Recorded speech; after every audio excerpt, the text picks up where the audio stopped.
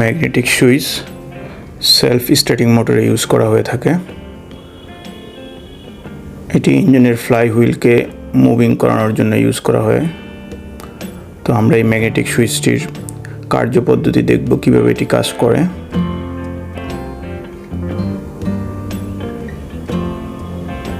এটি মূলত ম্যাগনেটিক সুইচের কয়েল। এই দুইটি পিন কয়েল হিসাবে কাজ করে, এখানে 17 ওহম দেখাচ্ছে। আর এই দুইটি পিন হচ্ছে অ্যানো কন্ট্যাক্ট। নর্মালি এটি ওপেন থাকে। যখন কয়েলে পাওয়ার পায় পজিটিভ ভোল্টেজ, ব্যাটারি ভোল্টেজ, তখনই মাত্র নর্মালি ওপেন কন্ট্যাক্টটি নর্মালি ক্লোজ হয়ে যায়, তার মানে এনসিতে রূপান্তরিত হয়। তো আমরা অন্য একটি ম্যাগনেটিক সুইচের ইন্টারনাল সিচুয়েশন দেখতেছি। এটি হচ্ছে কন্ট্যাক্টিং ডিস্ক। এই ডিস্ক প্লেটটি যখন কয়েল বা ম্যাগনেট এনার্জাইজড হয় তখনই নিচের দিকে প্রেশার পড়ে, আর তখনই অ্যানো এনসি হয়ে যায়। এটি নর্মালি ওপেন রয়েছে। যখন ডিস্কটি নিচের দিকে চাপ পড়ে বা প্রেশার পড়ে তখনই এটি কন্ট্যাক্টটি ক্লোজ হয়।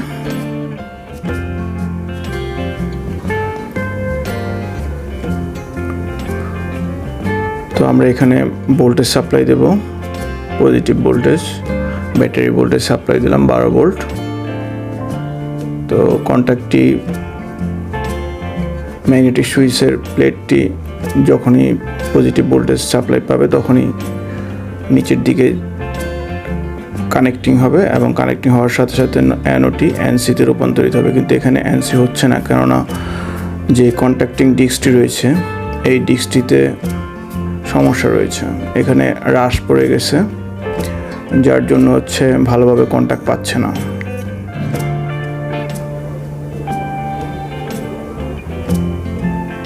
পুনরায় আমরা এখানে পাওয়ার সাপ্লাই দিয়ে টেস্ট করব।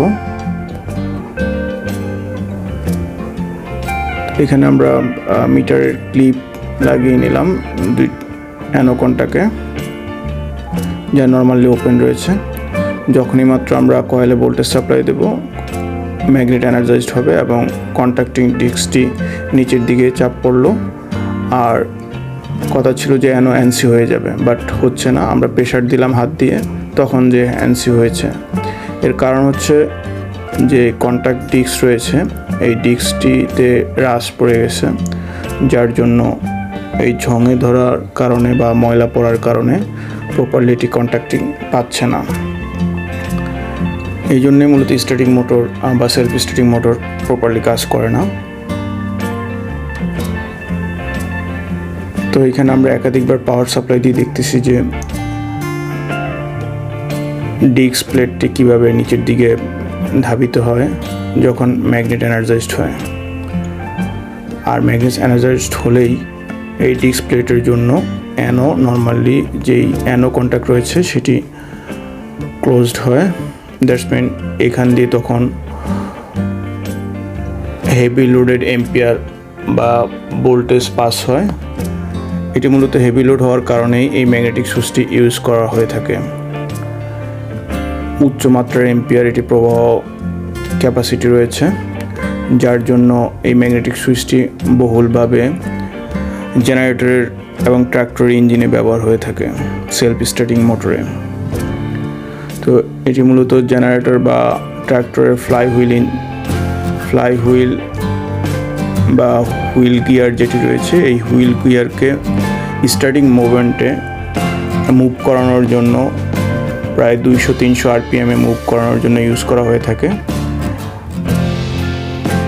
যদি এটি ঠিক থাকে তাহলেই মাত্র ইঞ্জিন রানিং মোমেন্টে যাবে। 200-300 আরপিএম উঠলে ইঞ্জিন রানিং হয়ে যাবে 1500 আরপিএমে, আদারওয়াইজ ইঞ্জিন রানিং হবে না। তো এই জন্য এই ম্যাগনেটিক সুইচটি ভালো থাকা অত্যন্ত গুরুত্বপূর্ণ। তো এই ম্যাগনেটিক সুইচ ইন্টারনালি হচ্ছে এই ডিস্ক প্লেটের মাধ্যমেই নর্মালি যেই ওপেন কন্ট্যাক্ট রয়েছে সেটিকে ক্লোজ করে থাকে। যখনই মাত্র পাওয়ার সাপ্লাইতে কয়েলে ভোল্টেজ পাবে তখনই মাত্র এই অ্যানো কন্ট্যাক্ট এই প্লেটের মাধ্যমে ক্লোজ হবে। তো এইভাবেই মূলত এই ম্যাগনেটিক সুইচ বা স্টার্টিং রিলে সেলফ স্টার্টিং মোটরকে পাওয়ার সাপ্লাই করে থাকে। আর পাওয়ার সাপ্লাইয়ের ফলে সেলফ স্টার্টিং মোটরটি রান মোমেন্টে যায় এবং ফ্লাই হুইলকে মুভ করতে সহায়তা করে।